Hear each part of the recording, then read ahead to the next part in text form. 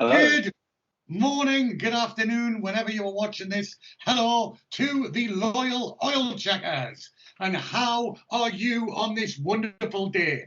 The oil check is back in the bright lights and technicolor of the wonders of modern technology again here on YouTube. So, we have got some very, very exciting news. Yeah. Do you know what that exciting news is, Mr. Perrick? Is it something to do with our new sponsor? Absolutely. See me being an adult drinking a Capri Sun. Yeah. Right. We're not sponsored by Capri Sun. We are not sponsored by Capri Sun. However, we are sponsored by Fight Central. So we have a new sponsor here at the Oil Check. So Fight Central is one of the top quality purveyors of all fighting equipment and apparel on the internet.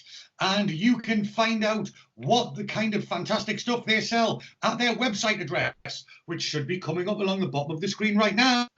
And the website address is www.fight-central.co.uk. So that's www.fight-central.co.uk. Now, if you can't spell the word fight or spell the word central, fuck off. You shouldn't be watching this podcast. But if you can... We'll put it up for you anyway, just in case. But if you can, it is fight-central.co.uk. Now, all loyal listeners and now watchers of the Oil Check can receive 10% discount off 10%. That's amazing. All you have to do, it is. Just for being a fan of this. Is obviously go and select the items that you would like. Exactly. It's like a reward for listening to the absolute cod shit that we put out on a weekly basis. Exactly. So if you've had to listen to this utter cod shit, you can get 10% off your fightwear by going to fight-central.co.uk, selecting the items that you would like to purchase, and then when you get to checkout, you enter the discount code, the Oil Check. So that's all one word, all lowercase, the Oil Check. So if you type in the Oil Check at checkout, you will get a massive 10% discount off the cost of your thing. Now we have a special guest. He's just sent me a message, so I'm just going to hold on. I'm just going to reply to that. Just doing.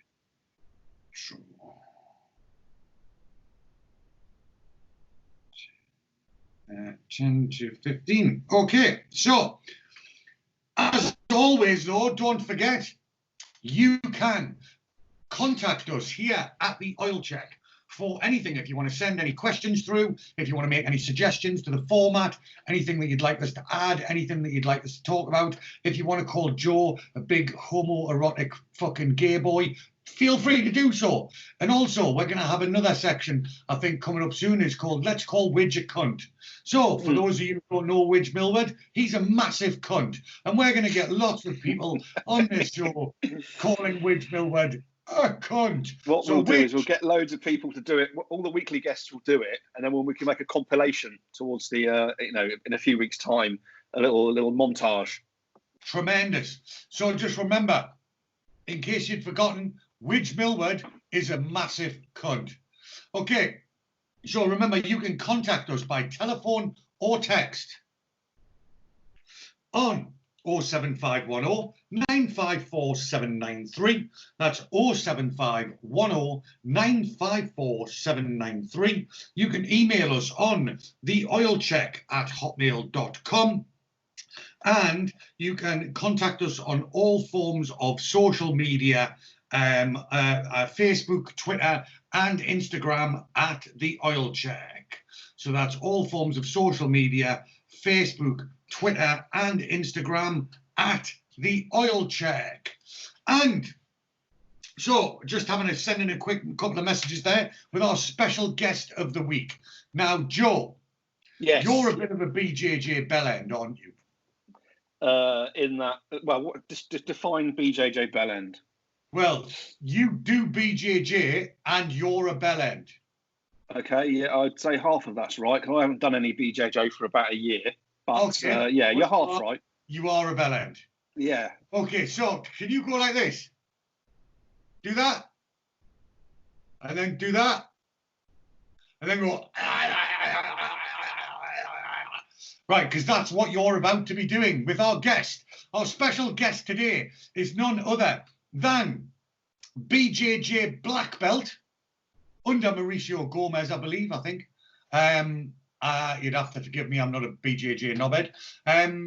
He's a BJJ black belt, and he is a former pro MMA fighter and the promoter of Grapple Fest and former MMA show promoter and general all-round top geezer. We have the amazing Mr. Chris Thompson. So, because he's a BJJ black belt and he's won numerous high-level competitions and etc., we will expect you, Joe, to be like, "Hi, Chris," and working his shaft and cutting the balls at the same time. Does that sound like you? That doesn't sound like me. No, I've met loads of BJJ black belts, and I have a lot of respect for them, but I don't go sucking them off. So yeah. So I'll let you do that. Unfortunately, he's banned me from doing so. So yes. So anyway, another one on the long list of people that you're not allowed to go within a certain distance of. Exactly, the long list of people I've fucking got who've got restraining orders against me. The good job is he lives in Spain, so I'm well within the restrictions. But yeah, so he's coming to us live via Skype, obviously, from his home in Spain, and he's going to be talking all things BJJ, etc. So, look, it's only been a few days. You know, the last time we did this was Saturday, and it was a bit of we sort of had a bit of a rush job. Now, we were lucky enough to nab a special guest. It was Derek, and Derek was absolutely fantastic. His knowledge of the MMA game is obviously quite self-evident. And as I said on the podcast, you know, he was very much sort of analysing the matchups from a sort of management perspective. You know, he used to manage a lot of fighters, and when you're a manager, you know, you've got to look at the matchup as, you know, what's that fight going to do for your guy? You know, when I look at it, you know, as much as I've been involved in this for a long, long time, I still have a very Neanderthal and fanboy attitude when it comes to looking at a fight. And I'm just like, who's going to kick fuck out of who? You know, yes, the entertainment side of things, exactly. Rather than that's all I'm interested in. Careers. Yeah. All I want to see is someone get the living shit kicked out of them by with a large amount of talent and flair. You know, that's what makes me keep coming back and watching. Whereas, like I say, you know, it was interesting to get Darag's you know, perspective on the matchups. He was like, well, you know, this matchup will be good for his career because of this, and it was, you know, it was getting that sort of extra layer of insight into potential matchups. I thought was very, very interesting. So it was a good job. So what we're going to do is obviously we're going to be, you know, once Tommo comes on in a bit, we're going to be having a run through and a review of UFC 249 at the weekend, which is what we broke down on Saturday. Obviously, see how those predictions played out. Exactly, and we're going to have a little bit more time to get the so obviously the and then we're going to break down the UFC on ESPN Plus, which is Anthony Smith versus Glover Teixeira, and that's going to be it's going to be tomorrow. So we're recording this on Tuesday, and that card is live on Wednesday night. So we're going to get this podcast released as soon as possible, but it'll give me a little bit more time. We had a few technical hitches about getting it uploaded onto YouTube and all of that kind of stuff. So hopefully this will be a smoother process, and we'll get a lot more ears and eyes actually on to the podcast. Now, don't forget, if you are new to the Oil Check podcast and you have only seen us, the last one, on YouTube, we have a back catalogue of episodes which is available on iTunes. So you can go onto the iTunes podcast app, or you can go onto SoundCloud and type in The Oil Check, and it'll bring you up all of our previous podcasts.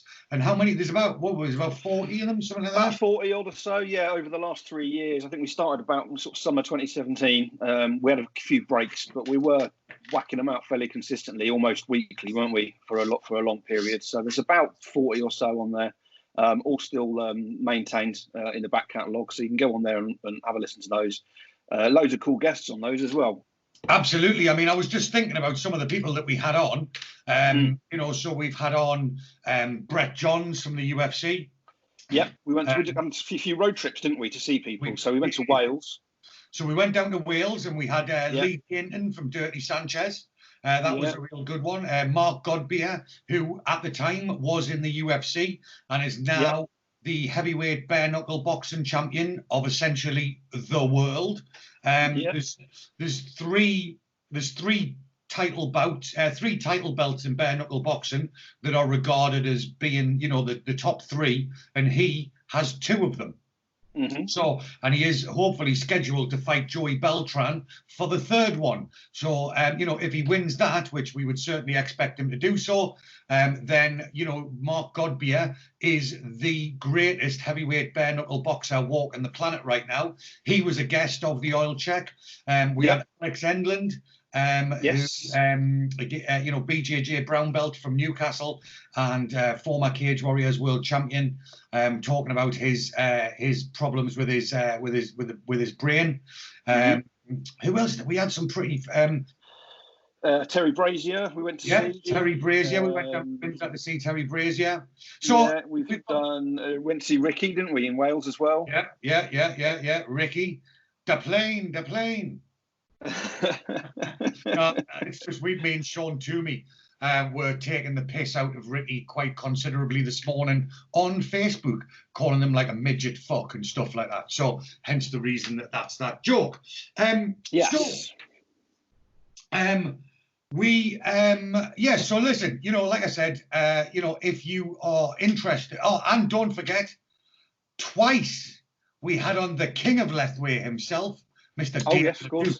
David Duke, So, Vinny Shawman, of course, we Vinny did. Shawman, Vinny. Oh, I'll tell you what, it's just the names. Loads of great people. The names, they keep falling out. Look, there you go. Yeah. But if anyone's ever been interested in Lethway, then have a listen to those two podcasts with the King of Lethway himself, Dave LeDuc, one of the coolest guys out there. Literally, we've had some fantastic fun and some fantastic guests over the years. And this is about. I did a BJJ special one once when you were away. That's right. Yeah. I also did one from Spain when I was training over in Spain. I did one from there as well. Yeah. So without further ado, let me try. And I'm going to right. So here we go. I'm currently dialing Tommo, Chris Thompson, and hopefully he's going to be coming. He's ready. He was hopefully waiting in the background. So yes, here we go. The technical wizardry is moving forward. Well, look, it's not working. It says calling. Can you see that? I see someone popping up though. Hey! What up? Here he is. Hello, mate. How you doing? I can. Yeah, I've got you. You all right, mate? Yeah, it looks far too sunny there, you bastard. Hey, we had a bit of rain this morning. It's bright up again today. Fucking heart bleeds for you, you cunt. So, I can only. So as before, as we said, here is the legendary Chris Tommo Thompson, BJJ black belt, former pro MMA fighter and promoter of Grapple Fest, which is basically being recognised right now as one of the top grappling events in the world. And entrepreneur, businessman, and man of finger with many pies. Tommo, how the devil are you? You are coming to us live from Spain, are you not? I am, mate. Yeah. All good. Good to hear from you, mate. Yeah, man. So what's it like in Spain at the moment? I believe the lockdown conditions are a bit fierce. Oh man, it's crazy. It's just sort of loosening off a bit. Hopefully, we're going to be able to go out the house on Monday, but that'll have been 9 weeks. We've been sort of locked inside your house. Really, you've only ever been able to go out to go to the supermarket or the pharmacy or the hospital. And you know yourself, you lived over there yourself, didn't you? When I was living here, about 10, 12 years ago, wasn't it? And the guard on the roundabouts, there's roadblocks everywhere, and you just get sent home and you get fined straight away. It's been pretty heavy, to be honest, mate. Yeah, the Guardia don't fuck about, mate. I had a couple of little run-ins with them myself when I was out there. It was, and I'm telling you, it's not the most pleasant experience because they basically the Guardia are they're like the fucking army. They live in barracks and that. And they only get paid if they fine people. So they're quite keen. They're quite keen to get the fine book out and the tickets out. So yeah. So you're probably one of the luckier ones. I mean, obviously, I've not been there. So just for our listener, whereabouts exactly are you? Are you in Andalusia? Yeah, in Andalusia, in Malaga. Yeah. Are you actually in Malaga? Are you? In Malaga, yeah. So it's been okay. I mean, I'm lucky. We've got the house and I've got some mats in the back garden. I've got weights and stuff like that. So I've been able to do bits and pieces. But you know what it's like over here. A lot of the Spanish just live in flats, don't they, in the towns? And those guys have just been stuck in those for like 9 weeks solid, and people have started to go crazy. It's there's no one on furlough pay over here, put it that way. So people are getting a little bit pissed off these days, mate. Yeah, so I've seen the pictures. Like I say, about your mats in the back garden, and you've sort of got one of those outdoor dojos, haven't you? Set up with like the gazebo and the mats underneath. Yeah, and you're lucky enough. Ones, isn't it? Yeah, and you're lucky enough in the fact that your missus is a purple belt, and you can smash fuck out of her on a daily basis. Yeah. I've been using that 30-kilo weight advantage to my credit, you know what I mean, give her a hard time. But to be fair, she's game, she's getting stuck in. So it's been good because I've had a few injuries. I've got a torn meniscus MCL at the moment, which I've been limping on with for about a year or so. And it's given me a bit of time to rehab that a little bit and getting on the weights. I never really got the chance too much. I'm teaching and training every day, so body feels pretty good. Do you know what I mean? It's not as banged up as it normally is. But don't get me wrong, I'm dying to get in and get some sparring back in the gym with the lads and stuff. So it's hopefully we're on a bit of a plan to try and ease in there. But they're not talking about gyms till sort of July, August time, and that's only if the numbers stay down. The moment any of the numbers go bad again, it looks like we're locked down again. But it's a crazy time for all combat sports, isn't it, at the moment? Well, all sports in general, isn't it? Yeah, man. It's absolutely mental. And obviously we had the very vague plan that was issued yesterday by the illustrious Mr. Johnson. So we're gonna talk about that in a second as well.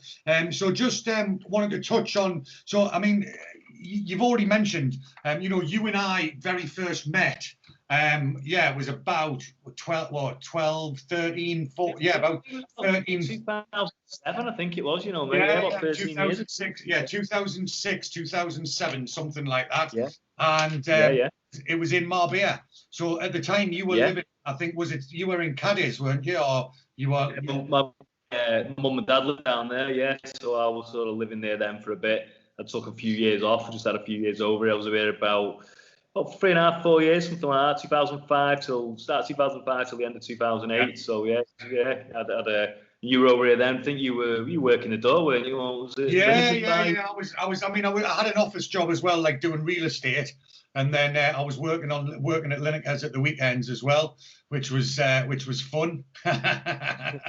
It was a huge amount of fun. In fact, you know what? It was one of the, I worked on. I mean, I was a doorman for over 10 years, and I worked in a lot of different venues. And I'm sure you did it yourself for a long time. Yeah. And there's certain venues there's certain venues that you worked in you'll always recall with a great fondness.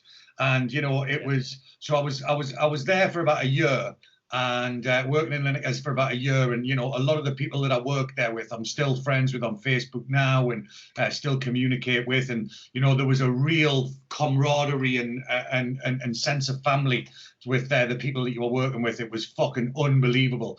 And obviously and it was like, you know, everyone in all the bars knew each other. So like, you know, you'd be walking down the street to work. You know, so it'd be like, you know, 10:15 on a Saturday night. You'd be walking through Port Banús, and you'd be on the way down to Lineker's, and just all the security and bar staff from all the other bars are all like, "Sledge, how you doing?" And you're like, "Hey!" And it was honestly, it was one of the coolest times of my life being out there. So then you left Spain and you came back to the UK, because at the time you were sort of doing, I think you'd only had a couple of amateur fights by then, hadn't you? And you sort of got stuck into the MMA side of things, didn't you? Yeah, well, I had quite a few. It was weird back then, though, wasn't it? Because people just sort of, you know, jumped. I think I'd only been training. I started training January 2006. It was really. And at the time, I mean, I was about 31 or something then when I started training. Crazy, really. But, you know, I boxed and things like that. So, and I, you know, it was game. I enjoyed the wrestling, you know, enjoyed the grappling stuff, got into it. And I think in about 6 to 8 months, something like that, I had my first fight. You know, it was crazy, wasn't it? Everyone, old school, isn't it? I mean, like, yeah. I've had it where people, you know, have driven, like, done me a favour. Like, people have wanted like a free ticket for a show, so they've given me a lift to the show, and then they've arrived at the show, and the promoter's gone, "What do you weigh?" And the next thing, he's in the fucking cage fighting. I mean, like that was, you know, proper. It was like that, wasn't it? 100%. Yeah. It was like that back then. And, yeah, I mean, I was just going in throwing hands at people, and my ground game was absolutely awful. But, you know, I knew how to have a scrap and to set up boxes, which is weird now because everyone knows me from a grappling now. But back then, I didn't. I used to avoid the grappling. It was all just try and stand up and, you know, and throw punches. And yeah, it was just crazy. And there was all sorts of mad, crazy rules. I was trying to have a little think about it before. A couple of people have asked me, but I don't actually know how. Well, I do know with the pro fights, but in the amateur ones that I had, half of them, I couldn't even tell you what rules I fought. I always fought headshots because I didn't want to do that. No headshots on the floor. Or... Yeah, I did loads of those. They used to call them throw, didn't they, and stuff like that, where you couldn't ground and pound only to the body, and stuff. It was just bizarre. But I fought all sorts of mad rules. That was one of the greatest fucking, like, that was like one of the greatest grey areas of UK MMA, the word semi-pro. It was, you know, I was like, oh, it's a semi-pro. You mean, so I haven't got to pay you, but you can still hit people. Oh, right, okay. So, and then... We're all 4 ounce gloves, even if there was none of this 8 ounce gloves, or in fact, they all wore 4 ounce gloves, but then you couldn't pound, there's no elbows, or, you know, and there used to be some people, it's just madness, had no headshots standing up. There was like, it was called like amateur C class or something. There was B, C, and A. Oh, mate, it was madness, mate. It was crazy. So, you know, I mean, the scene's obviously come on a long way. I mean, don't get me wrong, I think there are still, you know, remnants of it out there. And but yeah, you know, things have sort of moved on, and then you I basically you know, there's a couple of pictures of you out there when you were cutting weight, and I think were you fighting at 70 or 77? Basically both of them, yeah. 77, I was a lot easier for me to make. I mean, I walk around these days about 88 kilos. I think I used to walk around then around sort of 82, 83. I wasn't, you know, quite as carrying as much weight. So I could make 77 quite easily, but I was quite small. I'm 5'9", do you know what I mean? So you come against people who are welterweights those days, and you know, the 77 kilos, some of them were like 6'2", 6'3". We used to have Matt Thorpe on my team. He used to cut to welterweight.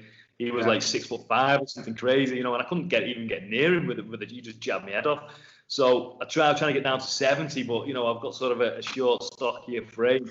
70 used to kill me. So yeah, those photos you see when I literally look like I'm about to die, or you look like you've got AIDS. Full on, like I've been on smack for a good bender. So obviously, I mean, it was, you know, the weight cutting. I think it was one, and you know, it was it was just, you know, the scene wasn't developed as what it was, and you know, you had your, you know, I think you were working on the door quite a lot, and you know, you decided that you know, the MMA route wasn't for you, and you sort of started more down the grappling, and so tell us about your love affair, or you keep falling in and out of love with the gi. What's that all about? Well, I sort of I did a bit of gi very much at the beginning, but that was more when I was over in Spain. That was more because, and I mean, these days people don't realise, because you've got gyms now, they're open 7 days a week, and they've got classes morning, afternoon, and night time, stuff like that. Back then, there was like 3 sessions a week, Monday, Wednesday, Friday, or something like that, or, you know, Tuesday, Thursday, Saturday, or whatever. So I just did the gi and stuff to get extra sessions in. And, you know, I did okay in it, and I ended up getting a blue belt, I think, just before I went back to the UK, 2008. But then, obviously, I was doing MMA, got back to the UK, never put the gi on again. You know, I remember, I think it was Aaron Chatfield, who's like the biggest gi head in the world now, actually said to me, goes, "Oh, you don't need to know where the gi, gi's the tossers, they don't take it off." Right down. And So, well, hopefully this Saturday coming up, we've got another show coming up because there's another UFC event. So I think we're going to have Ian Butlin on this weekend. Yeah, now, this is Ian Butlin. So I remember when I first met Ian, his nickname was White Belt for Life, and then now he's wearing a gi and he's a purple, I think. So it's it's the full circle. Everyone's gone full circle, haven't they? 100%. I like to think I was probably one of the first ones as well. A lot of the guys now, especially when I put it back on in 2013. I had a few bad hand injuries. My neck was a bit goose. Like I said, I was, you know, I was sort of old to be starting MMA in the first place, really. But I still wanted to train, you know, and I still wanted to, you know, to do it. So I thought, right, I'll go back and try the gi again. Do that. Went and put the gi on.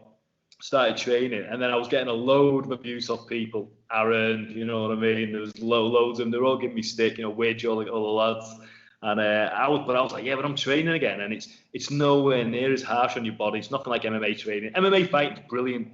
MMA training is fucking awful, because you just get and your body's destroyed, and you're trying to, you know, you're dieting down ridiculous weights and trying to train the hardest you've ever trained in your life. It just kills you. The training just takes it out of you. So these guys who've been in the game 10, 15 years have completely and utterly got my respect. Going and doing BJJ and grappling every day, it's like it's easy. I just walk in, I love it. You know what I mean? It's not hard training. It's like enjoyable. MMA training is not enjoyable at all. So I went back doing that, got a load of stick off the lads, and I like to say it's gone full circle, because now all of them, even Lee Remedios, people like that, they're all in the gi. I like to think I was one of the first sort of ex-MMA fighters of that era who stuck the gi on, and everyone started, you know, following in there, so they can all blame me. And now I don't even wear it anymore. Exactly. Well, that was it. I was saying you keep on falling in and out of love with it. So you went back into the gi 2013. You really jumped in with both feet. You know, all you were doing was medaling in competitions here, there, and everywhere. It was, you know, medal, and I mean, you must have hundreds of BJJ medals hanging up in your house somewhere. Yeah, didn't do too bad, mate. Sort of got stuck in. And then the good thing about the BJJ, it's be good for MMA maybe one day, but they do like the Masters divisions. So when you're at like 35, 40, you know, there's a new division every year. So you're going against guys who are the same age as you, the same weight as you, and with the belts, the same skill as you. So it can't be any fairer. The fight can't be any fairer. Competitions can't be any fairer. So I started doing some of the big competitions, the IBJJF ones, things like that. I've ended up winning the Europeans 4 times. I won the Pan Ams in New York. I won the World Masters in Vegas at brown belt just before I got, in 2017. Was it 2016? I think it was 2016 actually. Yeah, it was 2016 at brown belt.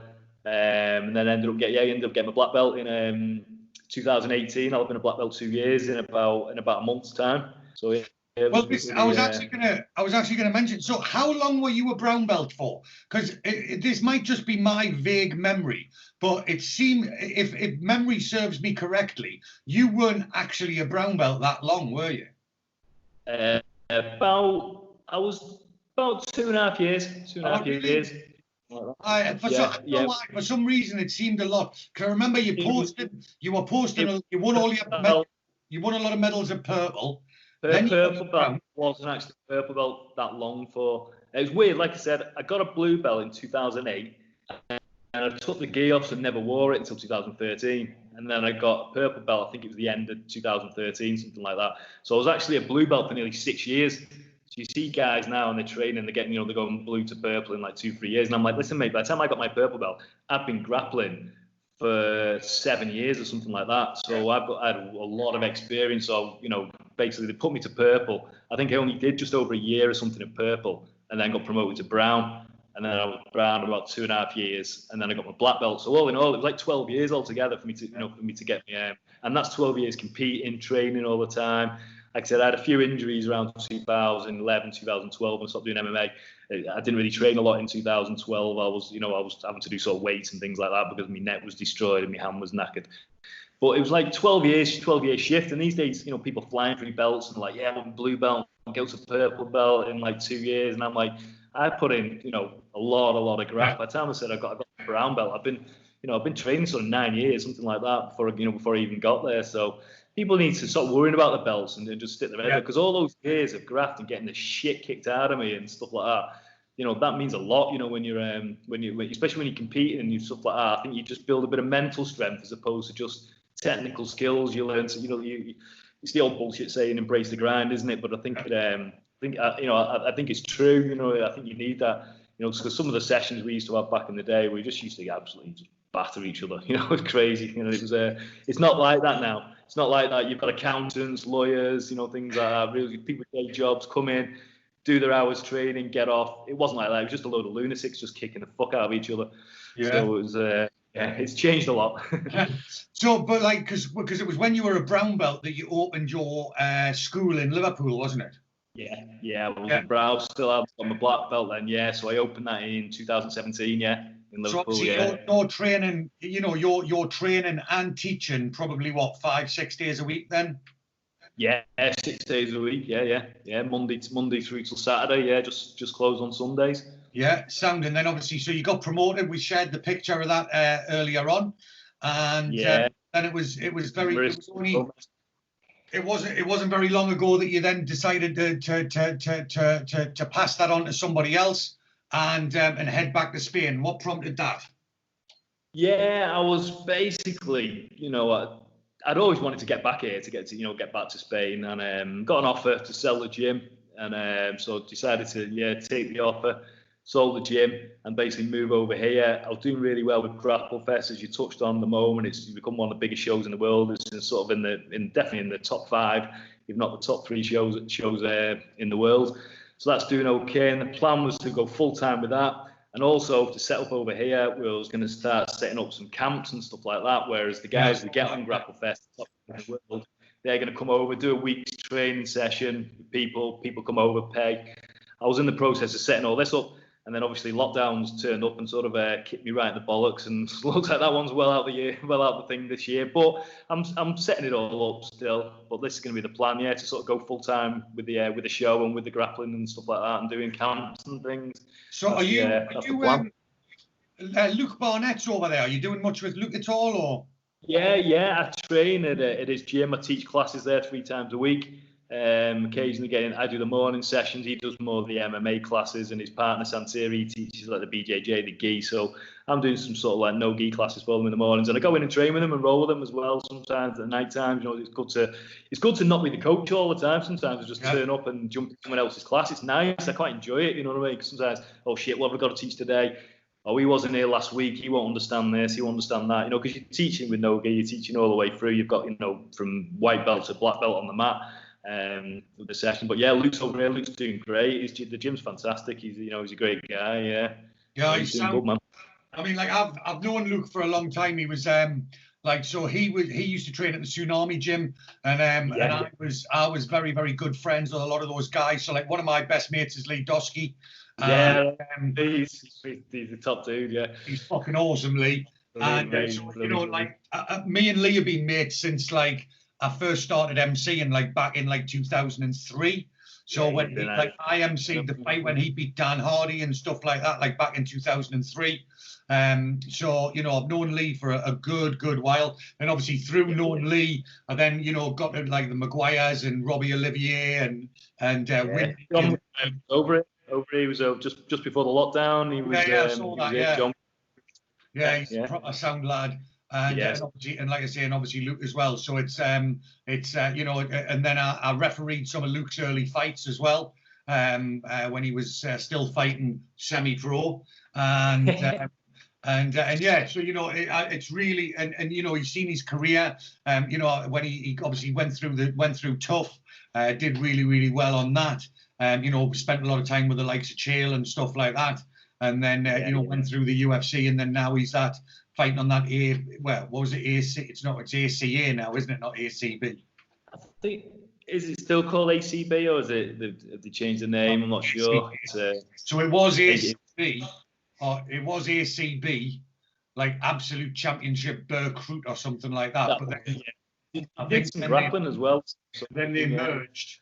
But he's fought in Italy and stuff like that. He's I follow his career as closely as I can, and he's an absolute gentleman of a geezer as well. So yeah, I'm glad he's doing well. I'm glad you get to spend a bit of time with him. So look, what we've got a couple of different sections, and we're going to so feel free to interject your opinion, as controversial or non-controversial as you think it may be.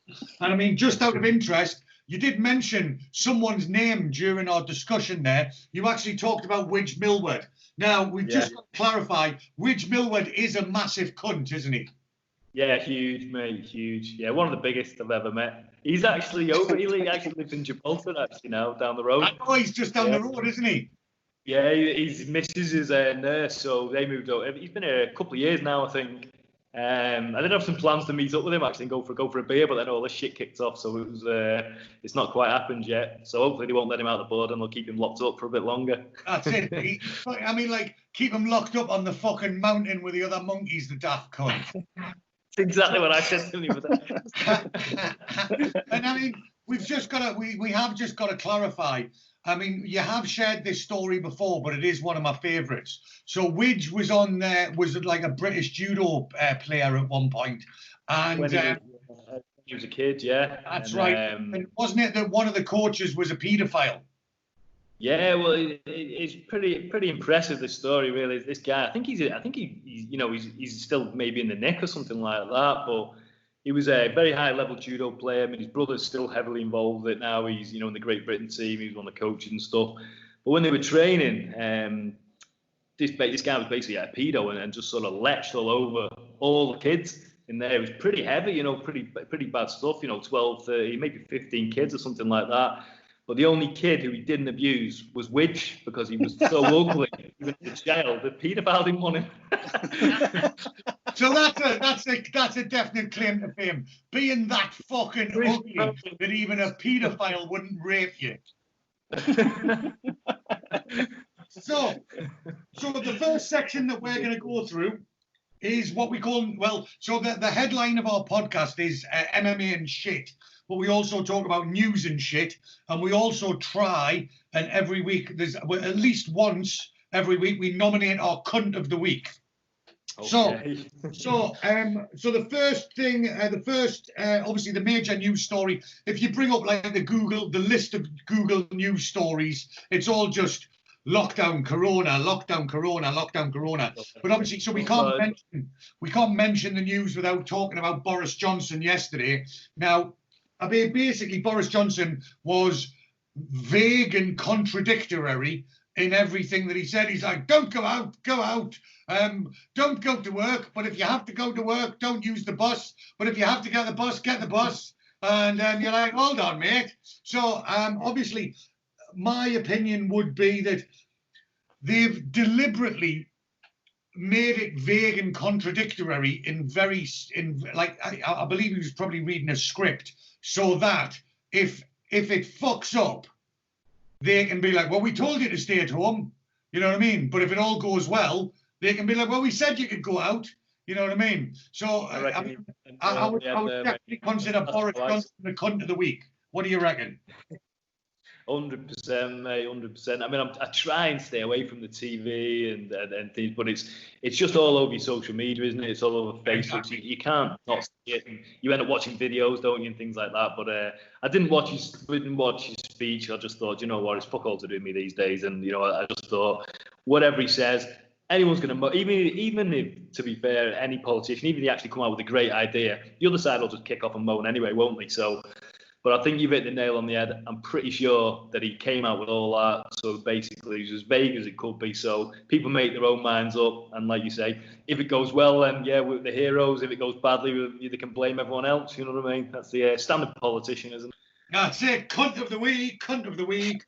So there were some other cunts of the week. Did you see? I mean, again, I'm like yourself. I don't watch normal TV. I only watch like Amazon Prime and Netflix and stuff like that. So a lot of the stuff that, like, basically most of the news updates I get are via social media. So there was something that was quite. I mean, it was. There's some of me thought it was quite funny, and some of me thought it was the kids were being pricks. Did you see there was a PCSO? It was actually down the road in Slough. So there was these kids were playing cricket in the park, and this PCSO on his bike went down the park to tell them to, like, fuck off home and be social distancing. And one of them robbed his bike when his back was turned, and they all basically ganged up on him. They all ganged up on him, and they were like they're riding around in circles, weren't they, on his bike? Your bike's been robbed. Your bike's been robbed. However, did you see the repercussions? No, I've not actually, no. Ah, right. So this only came out this morning, and this is why I brought it up. So it was, you know, this PCSO, you know, he was a bit like fucking, looked like Doofy from fucking, from Scary Movie, you know, like, oh, go on. And then they robbed his bike, which was quite funny. However, he's just gone, yeah, cool story, bro. And got on his radio and gone, someone's just nicked me bike. And like 15-year-old Bill turned up and just fucking nicked everyone. And they were like, I was like, yeah, it was really, really funny until you realise that you just started on the weak member of the biggest gang in the fucking country, you stupid cunts. So yeah, it was quite funny. So as much as it was funny watching this PCSO get fucking beasted by like a load of fucking dickheads, it was also funny watching the dickheads actually fucking actually get back and get their just desserts. So I've never understood the way the people when they have those kickoffs with the plod or whatever and they start filming themselves and things like that. I've always just thought, why the fuck do you want to do that? Do you know what I mean? The first thing, if you ever get pulled by the plod, but you just want to get away from them, don't you? As much as quick as you can. No, sir, 3 bags full, sir. See you later. Yeah, let's go. I've never understood them ones who stand there giving him shit. Now there's this thing with social media where everyone starts filming it and this and that, and I'm just like, listen, I think we're a different generation now, and we have always just been like, just get the fuckers away from me as soon as we can. Yeah. Well, just also got half a fucking brain in my head. So there was also one of the other news, a couple of the other things. So England are they've got different rules about the lockdown with regards to Scotland and Wales. And they're talking, it says here, Scotland and Wales may close their borders to non-essential visitors. And I'm like, well, surely that would mean that we can do that the other way around as well. We should close our borders to non-essential visitors from Scotland and Wales, i.e. everyone. Fuck off, you sweaty sock and taffy motherfuckers. What do you reckon? I mean, the whole thing's mad, isn't it? Because there's still loads of flights, and they're just flying into the UK. It's just like we've had the borders closed in Malaga Airport, mate. It's been shut for like the best part of I think it's 6 weeks. The first 2 weeks of lockdown, they were just like, repatriating, getting people home. Don't live far away from the airport. I've not seen any planes in the fucking sky for like nearly 2 months now. It's madness. The UK just seems to be open and everyone piling in still. And what a lot of people don't realise is, well, if it's not it's one of the top. Malaga is one of the busiest airports in Europe, isn't it? Like outside Throw. It's just planes in and out all day long. If you drive past it and you go around the thing, you can actually see the airport. and they're just taxiing, queuing up. They go in like a big horseshoe, and they're just like one at a time, just bam, bam, bam, just firing them out. And there's literally been no planes, mate, nothing in there. It's like, you know, and the airport's open. I think there's a couple of flights to like Barcelona and things like that, but actual sort of international flights is just fuck up. Crazy. Well, that's it. We spoke about that on the last podcast, in the fact that England are just fucking letting any cunt turn up they want. And then, and it said they weren't right. We're going to force people to isolate in quarantine for 14 days. I'm like, so how are you going to do that? Are you going to lock them in? Are you going to lock them in a detention centre for 2 weeks? They're like, well, no, we're just going to tell them to stay at home. And I was like, well, yeah. So imagine like you land at Heathrow and you live in Essex. You've got to get the train into central London, get the tube across central London. Then you've got to get to Essex, and then you lock the bedroom door and go, right, I'm not going to infect anyone now. You're like, fuck off, man. It's fucking ridiculous. The whole thing, people just haven't got they're just making up as they go along, aren't they? I know we've never really had anything like this in our lifetime, but they literally are making stuff up as they go along. But half it is just common sense, and it's fucking stupid, isn't it? Some of the things are coming out with absolutely ridiculous. So anyway, but at least what we need to do is definitely keep the Scots and the Taffies out. So that includes you, Ricky, right? If you're looking. Just one final thing, which was quite funny, which I saw. So there was red-faced MP turns the air blue as she says, "Oh, fucking hell," to the Commons when her video link malfunctions.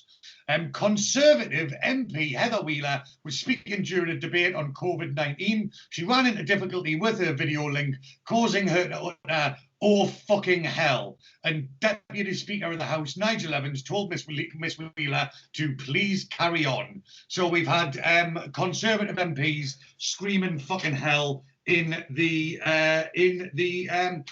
Commons debates, which was quite funny. So that was essentially some of the non-fucking corona. Well, even though they are technically corona-related, they're the least corona-related news stories that we can actually have.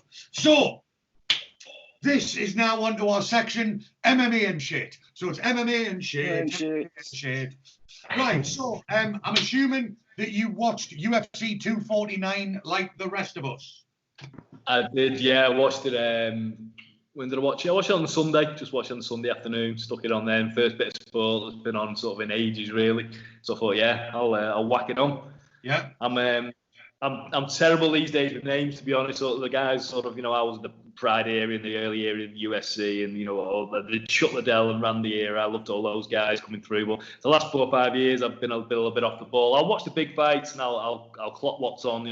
If it's popping up on my box. But I'm not I don't know all the guys these days. But I enjoyed some of those fights though. I enjoyed a couple on the prelims more than I did on the main card. But we can get into that. I mean, to be honest, I'm more or less the same as yourself there, mate.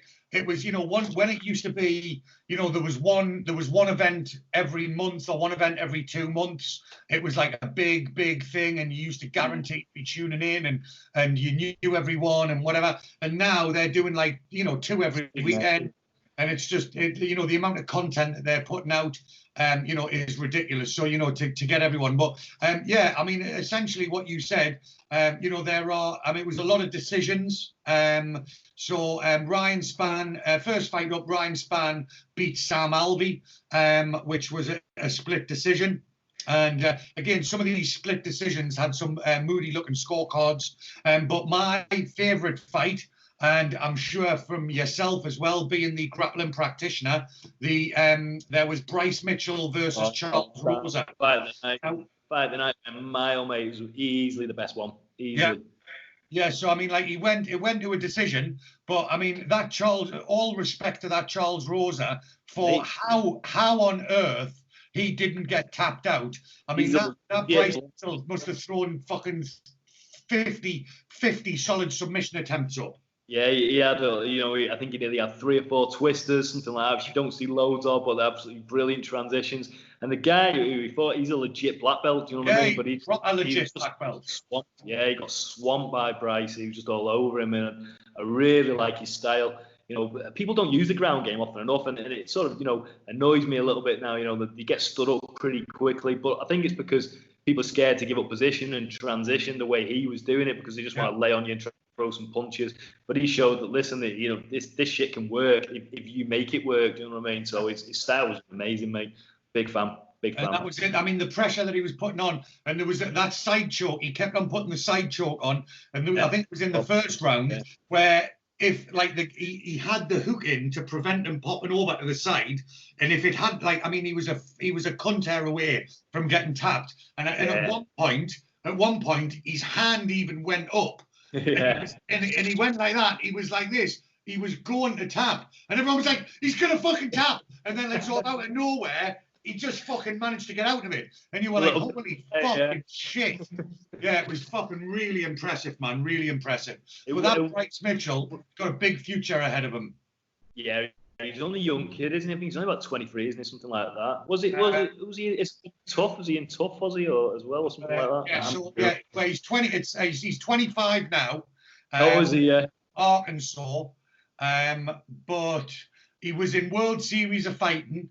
And then he was tough series 27, and he's undefeated. Yeah, so he's undefeated. He's 13-0 as a professional.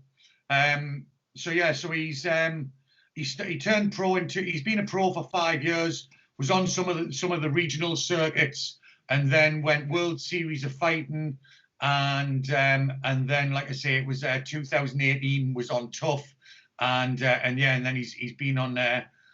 And then he's been on there, and then he had 2 fights last year, and he's obviously this one, and then 1 so far this year. But yeah, and like, so he apparently he learned he said he learned the twister by watching a YouTube video.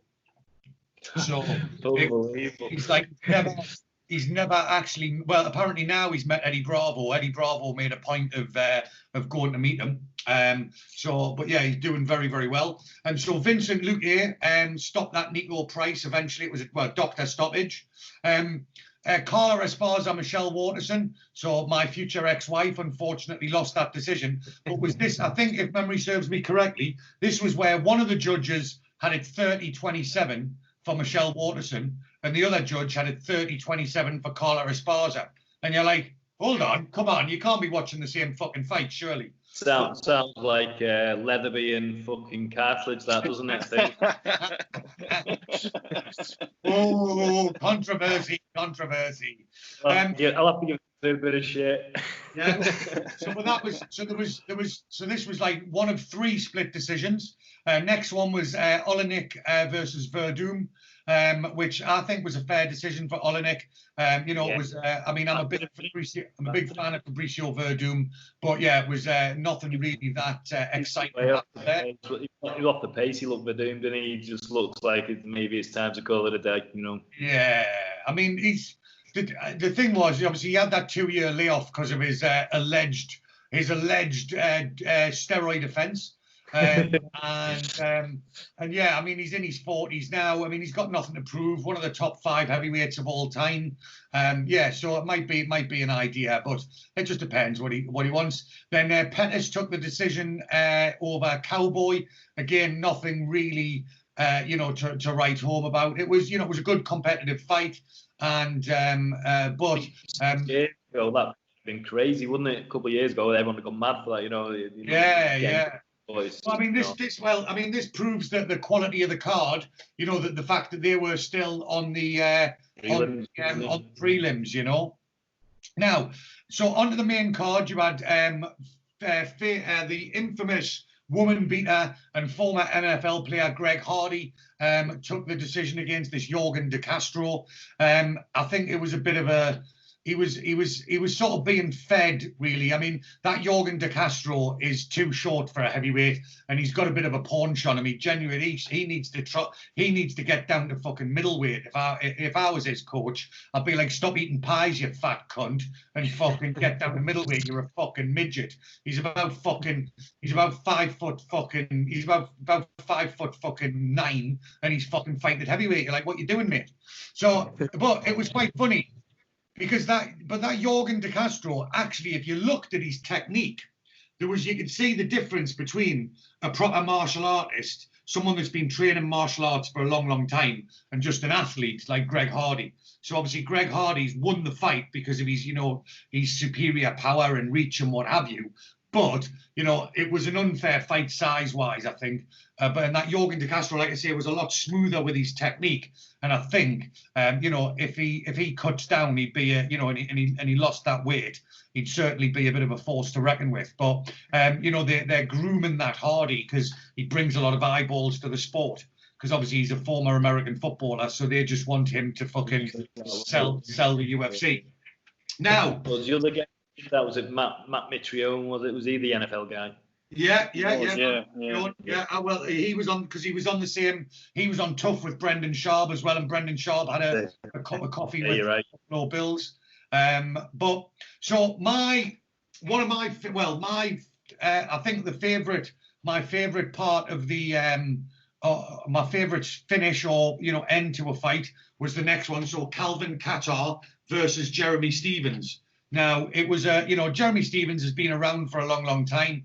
We discussed this when we did the breakdown. And, you know, in reality, I've got no reason to dislike him apart from the fact that Conor made him look like an absolute bell end at a press conference once. And that made me think, you're an absolute fucking prick. But did you see the finish? So this was the finish, that Calvin Kattar, he is certainly... you know, I think he's got a long way to go. So, you know, we discussed his previous fight was against Zabit, and obviously Zabit is, he's lined up to be the sort of, you know, the next big thing. Comes from Dagestan like Khabib, and he's very, very talented. He trains with Frankie Edgar and all those guys, and you know they're all saying that, you know, he never loses a round in the gym, And Calvin Kattar, you know, was actually, you know, Zabit won the first 2 rounds and then he won the 3rd round, and they reckon, you know, that's Zabit gassed out. So it was that Calvin Kattar had a bit of a point to prove, and the technique that he used. So obviously there was a lot of back and forward, but it was the way that he pushed his hands forward to provoke that reaction from Stephens, and then he's feinted his hands forward. He's pulled back. Stephens has thought he's got the opening. Stephens has come forward, and as he's come forward, that Calvin Kattar's got the elbow to come over the top like that. Fucking cracked him like a peach. So it was beautiful. Like I say, he feinted forward, come back, and then was ready to just boom, like that. Fucking Stephens hit the floor. He's then come down, and then he's come across again with another big left elbow and smashed the fucking hole in his fucking... Yeah, one when he hit him on the floor, that just sliced his head open, didn't it? Oh. Yeah. So an absolute, a very, very technical and high quality finish there from Calvin Kattar, and you know, I would certainly expect him. You know, I mean, so he's obviously he's a relative newcomer to the UFC compared to the likes of Stephens. So he's had, you know, this is what's he had now? Let me just have a quick check. So he's had 1, 2, 3, 4, 5, 6, 7. So he's 5-2 in the UFC. So he beat Stephens, beat Ricardo Lamas, beat Andre Fili. You know, he's got a couple of decent names on his record there. Do you think it would be time for him to step up and maybe look at someone in the top 10?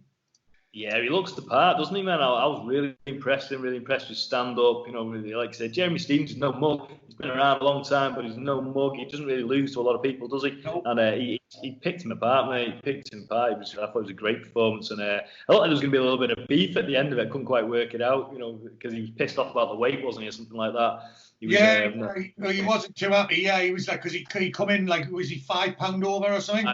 Over, yeah. She said, I had a point to prove. She pissed me off. I like a bit of that. Yeah, well, so he would have taken, and normally when someone comes in overweight, they normally win. So, you know, from to come in £5 over, so you'll have got 30% of his purse, and he's taken the win. Yeah, again, it just makes the win all that more impressive. So, yeah, really. So next, then we go on to the big boys. So we've got that Jairzinho Rozenstruik called out Francis Ngannou, and Francis Ngannou's gone, yeah, cool story, bro. Fuck off. So yeah, Francis Ngannou did what Francis Ngannou does. You know what I mean? That's Ngannou doing Ngannou shit. So 20 seconds into the first round, that Rozenstruik's gone, oh, maybe I shouldn't have done that. But I mean, it wasn't exactly the most technical onslaught. Not at all. He leant back, didn't he? It was a bit of a flurry, wasn't it? I want to see a couple of swings. Bills. But then he sort of pushed him back up and he's caught him with that left hook against the side of the cage. And that was it. Good night, Vienna. And it's one point. The rest of them were just follow up. That left hook when it hit him, mate, his jaw just rattled, and that was it. He was all over. He was done. Yeah. Now, I mean, so obviously Francis took that loss against Stipe, and then he had that shit one against Derek Lewis, but then he's bounced back and he's really fucking, moved forward, and he started switching fools off again. But, and people are now talking about him, as a future world champion. Now, you can see that, without a doubt, his size, his strength, his power, etc. However, if he comes up against Stipe again, do you think it'll be any different? Well, they're talking, it's going to be, they're not sure whether Stipe is going to fight Cormier, are they? So they're talking about Cormier fighting Francis, aren't they? They reckon that's going to be the fight. But I think either Cormier or Stipe, I think either one of them two is too skillful to, they're not going to get in there. They're not going to get in a big war throwing bombs at him. They've got too much about him. I think both of them two, either one of them fights him, they'll beat him. Yeah. Certainly. I mean, Cormier's already come out publicly and said, he's like, if you put me in front of him, I'm just going to wrestle fuck him. You know what I mean? He's like, there's no fucking way I'm going to stand there and let him tee off on me just because you think it'll be entertaining. He's like, fuck that. He's like, I'm not fucking stupid. I'm fucking taking that cunt down. And you wouldn't want to fucking stand in front of him. So it'll be the old let me stand and bang, bro. And I'm just like, why would you do that when you're a Division 1 Olympic wrestler? I'm going to put you on your back and I'm going to beat you up. There's no way I'm standing there for trade. I've never understood that. It's mixed martial arts for a reason. You use whatever you're better at the other person, or you think you're better at the other person than, and you use that to win. Let me stand and bang, bro. That's that's people like that going, he wouldn't stand with me. He wouldn't stand with me. You're like, well, I'm a kickboxing fight, you that cunt. So then we go on to the co-main event, and a little bit of controversy. So it was Henry Cejudo, the self-proclaimed Triple C, versus Dominic Cruz. Now, obviously, Dominic Cruz was coming back from a 2-year layoff, lots of injuries, yada, yada, yada. And it was... Dominic Cruz claims that ring rust isn't a thing. I would say there was a bit of ring rust there, but it wasn't. I mean, it was a fairly sort of even affair until they had that clash of heads. Would you agree? Yeah, but touching back on what you've said as well, it looked to me from pretty early on in the fight that Dominic Cruz is now too old for his style. Just didn't, the way he moved in and out and the way he moved side to side, it looked like a slowed down version of what he knows. He normally used to you're watching a video on fast forward. Yeah. He looked like he was being slowed down. He was maybe he's too many injuries, too old, whatever it is. He didn't look right. And I think Cejudo just took his time. Yeah, the big clash of heads, big moment, you know what I mean? But he had a big gash as well. But they both took a knot there. But I think he would have won regardless. Do you know what I mean? Well, I mean, it was just there. So they've had that clash of heads, and Henry Cejudo's gone, oh, really? It's a knee in the face. So it was. I actually went back and rewound it and watched it back through. Once I heard what Cruz had said about the referee, obviously as a former referee myself, it's there's nothing worse than having a fighter, question your integrity. When you're in there trying your very, very best to do the best job available to protect the fighter, and you've done the best job, and then the fighter cunts you off, like mugging you right off. So I watched it back. So basically, Cejudo hits Dominic Cruz with this massive knee to the head. Cruz lands on the deck, and if you see, right, he was like this. His jaw went fucking that way, like he'd done 20 E's, right? He was like this. Oh, he was on the floor going, oh, like that, right? And then Cejudo's gone, awesome, come in like he's fucking cocked the right hand and hit him with the right hand as he's fucking come down, right on the side of the head. He's gone like that, and then he's just started whacking lefts into him. So, and he hit him, I counted them, there were 13 unanswered blows to the head. Yeah. Now, like from like blow 8, so blow 8, fucking Dominic Cruz was face down on the mat with his hands on the mat like this, face down, not moving, like that. And he was getting bashed in the side of the head. And he was face down, not moving, getting bashed. And so it was like 8, 9, 10, 11. And then I personally think it was either shot 11 or shot 12, clipped him, and sort of, you know, when you give someone a slap to bring them round, that was it. He's fucking taken the dig. He's taken the dig. He's come round a bit, and he's gone, fuck, and he starts standing up. And as he started to stand up, the referee's jumped in and stopped it. And then he's fucking accusing the referee. He goes, he smelt of cigarettes and alcohol. And I'm like... The belt for that. I actually saw your Facebook status on it, and you tweeted something about that. But I'd actually only watched that about 20 or 30 minutes before with me missus, and I'd actually done the same thing and counted how many shots he took. So when I saw your Facebook status, I was like, yeah, there you go. Someone else said exactly the same as me. You know, he was just getting punched in. And like you said, you've reffed a lot of matches, haven't you? You know, it was time to take him out. And yeah, he might have recovered 30, 40 seconds later when, you know, everyone's moved off the cage and he stopped getting punched. But if he'd carried on getting punched for that 30, 40 seconds, he might not be here today. So it's there's a major difference. You know, there's a major difference between, say, being on your back or even being on your knees and covering up, to just fucking having the palms of both hands were flat on the mat. Yeah, right? Yeah. There's no defence there. There's no defence. Exactly, Joe. So intelligent defence, you've got to be covering up. The palms of his hands were flat on the mat. His face was fucking face down, nose to the mat, and he was getting punched in the side of the head. Now, if you can tell me that's an intelligent defence, you know, he's a fucking... But like I said, he was like, smell his cigarettes. I'm like, so fucking what? Like smoking a cigarette, like I used to smoke cigarettes. Smoking a cigarette doesn't fucking stop you doing a referee's job. Now, he said he smelled the booze. I don't believe that. I just think Dominic Cruz is being a fucking prick. So, cunt of the week, once again, Dominic Cruz. Did you see there was like a meme knocking around, just like a Twitter screenshot, wasn't it, yesterday, from the refs thing? Yeah, his Twitter account, yeah. He was like, what did he say? Fucking, yeah, after, this is a picture of me after smoking and drinking all night or something. It was fucking funny. Pretty funny, that. And then we move on to the main event. I actually just rewatched the main event before we started. Now, credit where credit's due to Justin Gaethje, and hopefully I'm going to take this I'm going to take this opportunity. So Jimmy Budd, you were right and I was wrong. Me and Jimmy Budd, mate of mine on Facebook, we were having a hearty debate, shall we say, all week, when he was saying he was backing Justin Gaethje, and I was like, you're a fucking idiot. Tony Ferguson's going to fucking smash fuck out of him. And I was fucking convinced.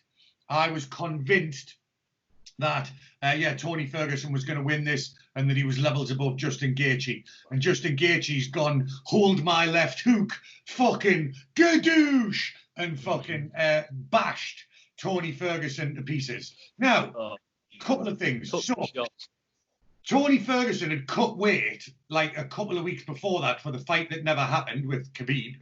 And I mean, what a dickhead. But now, you know, at the time, everyone was going, yeah, Ferguson, that's really cool, proving a point. And now everyone's like, you're a massive bellend. So do you think that extra weight cut had an effect on him at all? Yeah, definitely. It's, you know, those weight cuts were the most brutal thing about fights. The fight was good fun, especially like I've said before, all the horrible training. and things like that. He'd done all, for 8-10 weeks or whatever. The fight was good. The fight was enjoyable. Cutting weight is disgusting, and it does not do your body any favors whatsoever. It hurts. It's horrible. You put yourself in a position. I ended up in hospital once after doing it myself, on a trip. It's just like the worst thing you can be doing to yourself. It's absolutely crazy. When I went to hospital that time, the doctors were looking. When I told them what I'd done, I've been sat in salt baths and saunas and things like that. They looked at me like I was a lunatic. They were just like, "What? What are you doing? Trying to lose 10% of your body weight in water? You're just a madman." So doing that to yourself, no, not good. Yeah. Especially just a few weeks before a big title fight, not good at all. So that may well have had some kind of effect, but it doesn't take away from the fact that Justin Gaethje fundamentally went into that fight with an amazing game plan and an amazing corner. And if you actually look, all he really did was throw left hooks, right crosses, and right low kicks. That's it. He only threw really 3 shots during the entire fight. Later on in the later rounds, in round 4 and round 5, he actually started using a jab. But to be honest, in rounds 1, 2, and 3, he barely threw a jab. He was actually, all of his shots were actually coming off the right hand, followed up with a left hook. So, the fundamental, and he was tight, and he was loose, and he was calm. And like you say, if you wanted to show someone a video of, sort of boxing for MMA 101, that would essentially be that video, wouldn't it? Lovely hands, great, fantastic hands, and and like I said, and real accuracy as well. Ferguson did look drawn, didn't he? In his face, he looked drawn, and I think once you've taken out that sort of shot, they just added up and added up and added up, and like you said, he was hitting him with the same shots over and over. You'd think his corner team had maybe changed the way they were affecting things. Well, he had Eddie in one of them, shouting him an Ari roll and things like that. I was like, wow, I'm glad that you've segued into that, because that was exactly the point I was going to make. So what I actually did is I've broken down the fight, and I counted the amount of shots that were landed in each round, and then I also listened to what the corners said in between each round. So unfortunately, I don't think that Ferguson's corner came off very well, because you had Eddie Bravo there, but I don't think Eddie Bravo was his main cornerman. You had this other guy, but I think that the other guy wasn't wearing a microphone. So you didn't actually hear what the other guy was saying to him, whereas you did hear what Eddie Bravo was saying to him. So I don't want to say that the other guy was complete nut as shit, because I didn't really hear him, but if the other guy told him to hold on, you're getting the cunt kicked out of you, why don't you try a takedown? He didn't do a takedown, did he? There was no takedown attempts during the entire fight. He's a really good wrestler, and his jiu-jitsu is unbelievable. But his jiu-jitsu's next level. So if even if he'd have pulled guard, you know what I mean, he would have had a fucking far better chance. So basically, he's got a good wrestling pedigree, though. He's got a great shot on him. If he wanted to, he could, easily take that fight to the floor. So basically, in round 1, Justin Gaethje landed 11 solid left hooks, right? Like, he obviously landed a couple of right hands as well, and obviously he was chopping the legs with leg kicks, but I was predominantly counting the number of left hooks, because that was his major weapon that seemed to get through from the get-go. So whether this was something that they'd looked at videotape of Tony Ferguson and saw that area as a weakness, and they've gone in at it, right? So in round 1, he landed 11 left hooks. He's gone back to the corner. He's got a big lump on his head. He's fucking wobbled off these left hooks. And Eddie Bravo said to him, he went, "You're looking beautiful. That's beautiful boxing." I'm like, huh? Are you watching the fucking... Now, look, I know you've got to encourage your fighter. When your fighter comes back to the corner, you don't go, "Fucking hell, mate, what you doing? You're getting the foot kicked out of you." You know what I mean? But, you've got to be realistic to a certain degree. And do you think that, technically, Ferguson essentially hasn't lost a round for the last 12 fights he's had? Yeah? No. Do you think they're that used to him winning that the very idea that he was going to lose this fight was so alien to them that when he started losing, they were like, what the fuck do we do now? Yeah. I definitely think they thought he was going to win the stand-up. Definitely thought that, you know, he was going to have the best stand-up, and you know, that was where the fight was going to be won.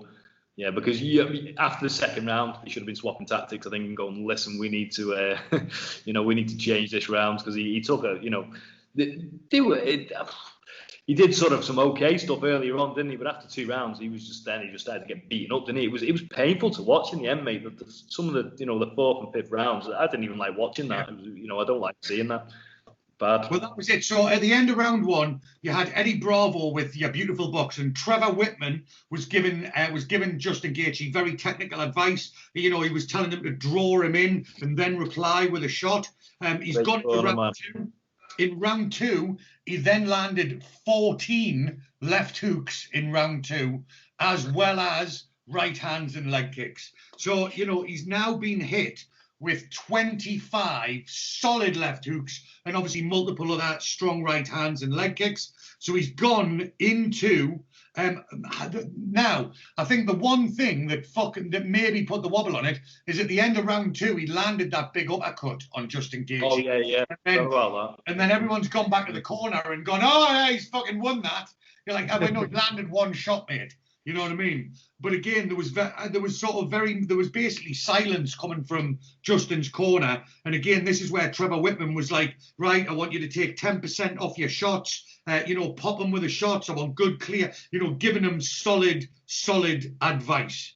There was also, listening to the cornerman, there was a bit of Rogan bias there. Obviously, Rogan is mates with Eddie Bravo. So I think that they were certainly doing that. But basically, at the end of round 2, particularly he's gone into round 3.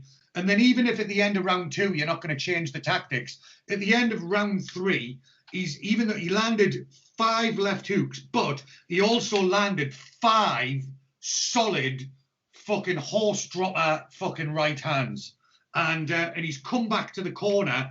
He's got cuts. He's got swellings everywhere.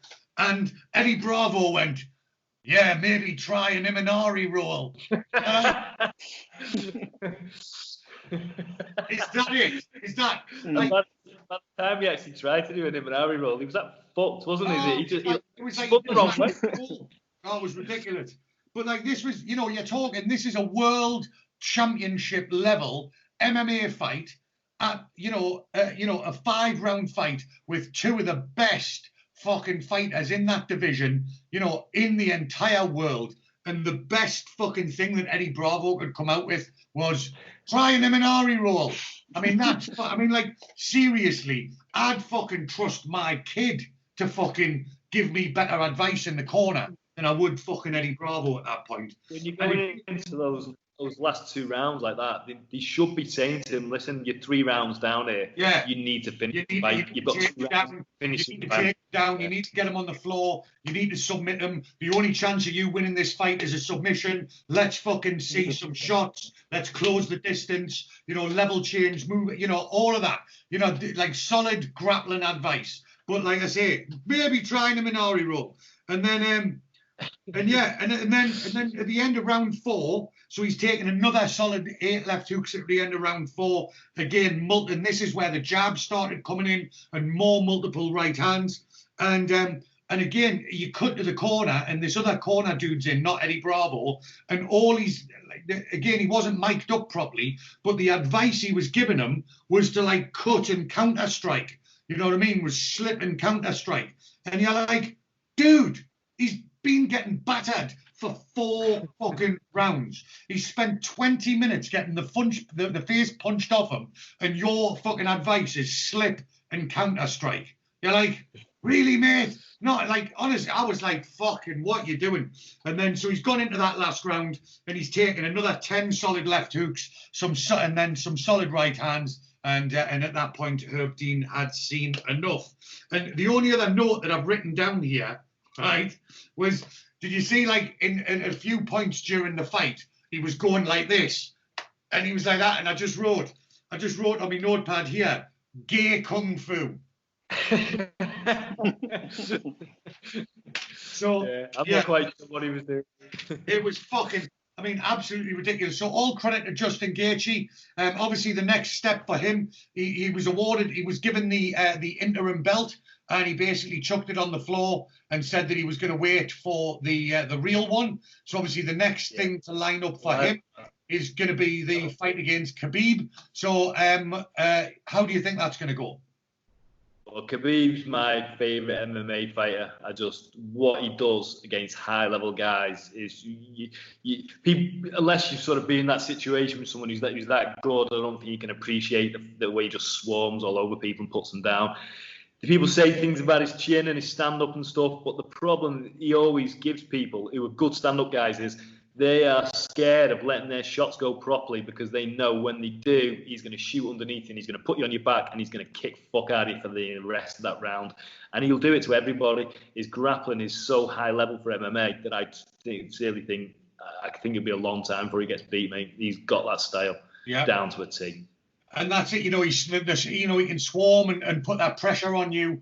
And it's like everyone says, you know what he's going to do, but you can't stop him doing it. And even though Justin Gaethje's got a very, very high level, wrestling pedigree, technically, I don't think it's going to be it's just not enough. We're certainly it's not the level of Khabib's either. It's not. Khabib's is like fucking unbelievable. That grinding style, the way he puts his hips on people, it's phenomenal. I mean, he'll get you against the cage, he'll get you in the middle of the cage. He'll win that fight for me. Yeah, definitely. And do you think maybe he's also done the world a favour? Justin Gaethje did the world a favour, and he's now lifted the curse that was surrounding Ferguson versus Khabib. So that fight's off the table now. The cursed fight that was made 5, 6, 7 times or something stupid. It's now been taken away. So we've all got to thank Justin Gaethje for the curse, for removing the curse. Now, so we've obviously we were spoilt on Saturday. The quality of the card on Saturday was real high. Like I said, we had like the likes of Fabricio Verdum and Cowboy versus Pettis on the prelims, and now we've gone from the greatest UFC card in many cards, and now we've gone over. So tomorrow night we've got UFC Fight Night 171, which is on ESPN, which is Anthony Smith versus Glover Teixeira. So we start off at the bottom of the card, and okay, so I want you to stop me, Tommo, when you recognise a name. Mate, when you told me, I didn't actually realise there was one on. I went on to have a look at it. I have not got a clue who 90% of these people are. Yeah, me neither. So your first fight, Chase Sherman versus Isaac Villanueva. 13-6, 16-9. Yeah, don't really know a lot about there. We've got the next one up is a Omar Antonio Morales Ferrer, who's 9-0, going up against a Gabriel Benitez at 21-7. So obviously, that Omar 9-0 is being, touted to potentially beat that Benitez as a stepping stone to the next level. Again, same thing in the next fight. You've got a Hunter Azua 8-0 fighting a Brian Kelleher 20-10. Again, Brian Kelleher being put in there as a stepping stone. You've got a female fight. Ciara Eubanks and Sarah Moras. Ciara Eubanks is 4-4. Sarah Morbank 6-5. Fairly evenly matched fight there. Now we've actually got someone here who's a half a name. We've got Michael Johnson is fighting Thiago Moises. Yeah. So that Michael Johnson's obviously, very, very well known. He's fought the sort of the who's who, but he's been,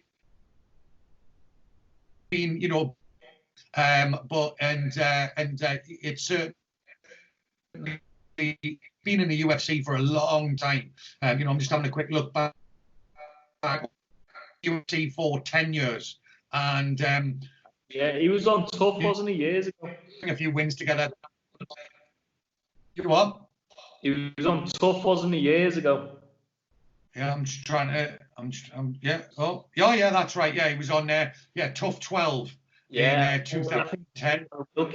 Aaron Wilkinson fought him, a mate of mine from Manchester. He was on that as well. And anyway, he ended up. He lost to Sass. Oh, did Sass beat him? Yeah. He lost to Paul Sass. Sass heel hooked him. Oh, heel hook was it? Yeah. I think I remember that now. He was back by the side of the cage. Yeah, I think he rolled underneath. Yeah, I was heel hook. And he was the last person to beat Tony Ferguson before Justin Gaethje. Oh, was he? Yeah. Wow. Didn't know that. So he beat Tony Ferguson unanimous decision in 2012. And then, like I say, he's got his salty record. Lost to Heza Madadi, beat Joe Lawson, Gilson Tebow, Melvin Gillard, beat Edson Barbosa. So he's got some big names, but then lost to Beneil Dariush, lost to Diaz, beat Poirier, beat Dustin Poirier, lost to Khabib, lost to Gaethje, which was Gaethje's, I think that was Gaethje's first fight in the UFC. And then beat Andre Fili, beat the GOAT, Artem Lobov, go on Artem, and lost. Yeah, he's a good mate of mine, Artem. He's a sound lad. I've known him for years. And then beat lost to Josh Emmett, and then lost to Stevie Ray. So again, fairly salty record. So again, I think he might be putting in there as a gatekeeper for this Thiago, who is, I think they're probably gonna look for him. He's fighting out of ATT, so they're probably gonna look for him to win that. You've then got the gatekeeper of all gatekeepers. You've got Andrei Arlovsky fighting. Arlovsky, no way. And so Arlovsky's 41, and he's. I just feel like they're using Arlovsky to try and boost a lot of these younger fighters coming through. And he's had 5 losses in a row at one point. Then he had a couple of wins. Then he's had a few losses in a row and a no contest. And he's just got off that Rosenstruck. So yeah, I think Arlovsky's been put in there. This Philip Lins is 14-3. So I think that he's certainly beat, and Philip Lins is on a 4-fight winning streak right now. So he's just moving over from the PFL. So this guy's, it's his UFC debut. He's fought in Bellator and he's fought in the PFL. So they're bringing him in and they're giving him to Arlovsky. So it's either going to be there's a fight for you to get to start your UFC career, or it's going to be like, oh, you're in the PFL. Cool story, bro. Have a fucking Arlovsky to welcome you into the fold. Yeah, one or the other. I can't believe Arlovsky's still fighting, man. I can't believe he's still fighting. It's crazy. Yeah, I mean, 28 wins, 19 losses. So he's nearly got 50 fights under his belt. And, there's not many people out there. I mean, your average MMA fighter these days, if they've got 20, 30 fights on their record, that's retirement, kind of things there. Definitely. And then we've got a guy called Carl Robertson, who's 9-2, fighting Marvin Vittori. Again, don't know much about them. Ray Borg, he had a lot of trouble recently with his kid was very, very sick, and Brendan Schaub stepped in and paid a lot of medical bills. That's where I know his name from. Yeah, that's where I know his name. And they were also on Joe Rogan, so they're one of their sponsors, the Cash App. For every time you signed up, $5 went to the signer up, and $5 went to Ray Borg. So hopefully he's got through that and his kid's okay. We've got then an Alexander Hernandez, Drew Dober. Again, that Alexander Hernandez 11-2, and that Drew Dober 22-9. So I think that they're certainly, that Alexander Hernandez did take a loss to Cowboy, but before that was on a bit of a win streak. So I think they're probably looking at that Drew Dober again as, a bit of a platform for him to get back into a win streak.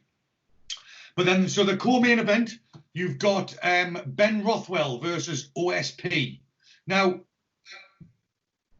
if memory serves me correct, Ben Rothwell has always been a heavyweight. So is this fight? It doesn't say here on the card. So OSP has always been a light heavyweight. So do you think OSP's stepping up to take a heavyweight fight because it's like last minute kind of thing, and he's doing it so he doesn't have to cut weight? I can't see Rothwell making light heavy, can you? Definitely not. I mean, he's 6'4", and he was, it says it lists his weight here as 263. So I don't think he's getting down to 205. I doubt he's losing 60 pound. I mean, he's an old school, UFC heavyweight. He's got and he's a big old lump. And I mean, if you look at some of the, you look at some of the wins on his record. I'm having a quick. I'm going. I mean, he's been a pro. He's been a pro since 2001. He's been fighting for 19 years professionally. Lost to Sylvia in the Jim, what was that one that they used to have in a ring, and they had like a team, Yeah, IFL. That was it. Yeah, I remember watching him on that, mate, and that was like, Jesus Christ, he had a load of fights by then. I think that was like 2000. Yeah, and he had loads of fights by then, hadn't he? Yeah. So yeah, in the IFL, 1, 2, 3, 4, 5, 6, 7, 8, 9. He had 9 fights in the IFL, including the last. He beat Roy Nelson, beat Travis Fulton, beat Rico Rodriguez. You know what I mean? And this was still when Rico Rodriguez was half a contender. And then he fought on Affliction, lost to Andrei Arlovsky. But he's fought. He fought Cain Velasquez, beat Gilbert Evil. I mean, like that's a name from the past. Lost to Mark Hunt, beat Brendan Sharp, lost to Gabriel Gonzaga. So he was very much win-loss. Then he went on a bit of a streak. Brandon Vera, Overeem, Matt Mitrione, and Josh Barnett. So that's, beaten Barnett. I was shocked by that when he beat Barnett. That's 4. So, I mean, those names alone, Brandon Vera, Alistair Overeem, Matt Mitrione, and Josh Barnett, 4 fights in a row, 4 wins. That's absolutely ridiculous. And then he lost to JDS, lost to some guy, Ivanov, lost again to Andrei Arlovsky, which he probably thought he was going to get that back, but no, he's you would have thought so. Yeah, but then he beat Stefan Struve, so Stefan Struve again is no mug. So he's got some absolutely savage wins on his record, but OSP. OSP, he's for a light, but again coming up from light heavyweight. So, as long as he doesn't fucking hold on to try and guillotine him from side control and get fucking blue choked. I think that Rothwell's probably going to be too much for him in that. And then our main event. So Anthony Smith versus Glover Teixeira. Anthony Smith 33 wins, 14 losses. Glover Teixeira 30 wins and 7 losses. So, any thoughts on the main event there, Tom? I'd probably give it to Smith. Probably leaning towards Smith. I just think he's got a little bit more about him. I think they're going to both come out swinging. To be honest, I think they're both going to come out swinging. But I'm probably going to go to leaning towards Smith on it. Yeah, me too. And also, quite recently, Anthony Smith did get another win on his record. Did you see that his house got broken into?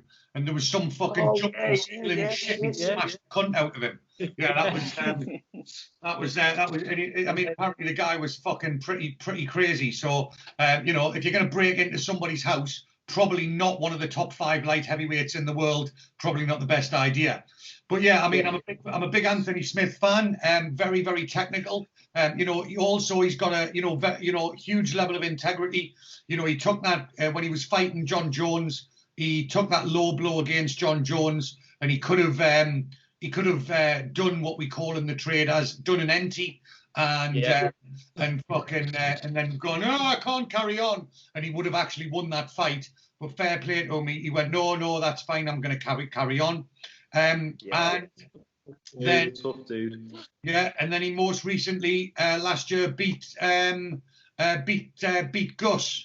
So that was he actually finished him as well and choked him out. Yeah, that was that one. I remember watching that one. That was pretty nice. Yeah. So and he's 31 years old. Glover, even though Glover's a phenomenal fighter, he's on a 3-fight win streak. He's 40. And I don't think he's and also a common opponent. I know it's MMA maths and you can't rely on it, but Gus did spark him clean out in 1 minute, and Smith finished Gustafsson. So I just think that again they're probably this is he beats Glover Teixeira. That's Anthony Smith right back in the middle of the light heavyweight division. Especially isn't it? Especially. Exactly. I mean, it's a fantastic fight for the main event. It just is a bit of a shame that the rest of the card is a bit of a lackluster. So yeah, I would stick my money on Anthony Smith. But yeah, as far as the other fights are going, just try and stay awake or watch them in the morning, which is probably what I'm going to do. So I don't stay awake these days. So yeah. So look, that's essentially it for the podcast, mate. I just want to say a big thanks to you for coming on and sharing your views. So what I'm going to do is I'm going to try in my technical best to put a little banner up across the bottom. Is there anything that you would like to tell us about? So first of all, what's your social media? What's your Twitter? What's your Instagram? And if there's anything about Grapplefest you want us to let people know. Yeah, Chris Thompson on Facebook. My Instagram is Tommo_ASW. ASW is my team. Grapplefest is just Grapplefest on Instagram and Facebook. You get all the info for everything on there. Obviously, at the moment, we're in a bit of a predicament where we can't put any shows on. We should have been actually on May the 23rd. I had Gordon Ryan booked to come over to the UK. It was the first time he was going to be over. So that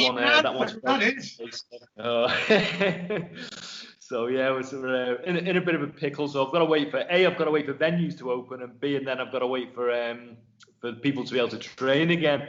So it's just up in the air. So I've just had to take a back seat and all that. But I keep everyone up to date on all their social media. But yeah, so just big shout. Thanks for getting me on, guys. I enjoyed it, talking a little bit differently. Some different stuff, bringing up some blasts from the past from MMA. So yeah, having a good time. Thanks a lot. Awesome. Well, listen, it's been an absolute pleasure to have you on, mate. So what we're going to do is we'll just end that section now, mate. We'll let you go, and then we'll round off and we'll finish up, and then it's going to be uploaded onto YouTube later on today. And as soon as it is, I'll send you the links over and stuff like that. So that's it. Big thanks to you, mate. And I'm sure that you might get at least one new follower from our audience on your Instagram. So Tommo, thanks very much, mate, and we'll catch up with you soon, pal. Thanks guys. Cheers, man. Ta-da. Okay, there we go. So, a bit of a technical issue there, but we're back. So just for the wrap up, so I just want to say a big thank you to our special guest there, Chris Thompson. Absolutely legendary. So remember to go and check all of his social medias out for the follow-up. So follow Grapplefest on Instagram, and you can follow Tommo_ASW as well. So yeah, absolutely brilliant. So don't forget, the oil check was with our new sponsor today. Our new sponsor is the fantastic Fight Central. So remember to go to their website, which is fight-central.co.uk, and remember to use the discount code TheOilCheck for an extra 10% off at checkout. So remember, you can contact us at any time you like on the telephone or text 07510 954 793. You can email us on theoilcheck@hotmail.com, and all of our social media handles are at theoilcheck. So, Joe, you yourself, you are Mr. Joe Pennick, and your Twitter is? Twitter at Joe Pennick and Facebook Joe Pennick. Okay, and just so our watchers and listeners know, you have lots of cats, so they can tell you that you're a massive gay bender for having cats, can't they? No, they can't. Yes, they can. And as always, me, your imitable host, Mr. Randy Sledge, and I am on Twitter at Andy Sledge. I'm on Instagram at Andy.Sledge. And you know what? I fucking went and had a look on Instagram the other day at the cunt who's got Andy Sledge. Never used it. Like, just fucking signed up, never fucking used it. I swear to God, what an absolute shithead of the highest order. Like, posted like 2 pictures like 4 years ago and then never used it. I feel like that wasn't you? No, it definitely wasn't me. Definitely wasn't me. Okay, just send us loads of abuse then. Yeah. So, abuse. if any of our listeners want to abuse, go on to Instagram at Andy Sledge and tell him he's an absolute shithead cunt of the highest order. He is also cunt of the week. The fake Andy Sledge. Send him dick pics and stuff. Yes, send him dick pics, fucking pictures of your arsehole, you fucking name it. The fake Andy Sledge on Instagram, he's also cunt of the week. But yeah, so Andy Sledge on Facebook, and Andy Sledge on Twitter, and Andy.Sledge on Instagram.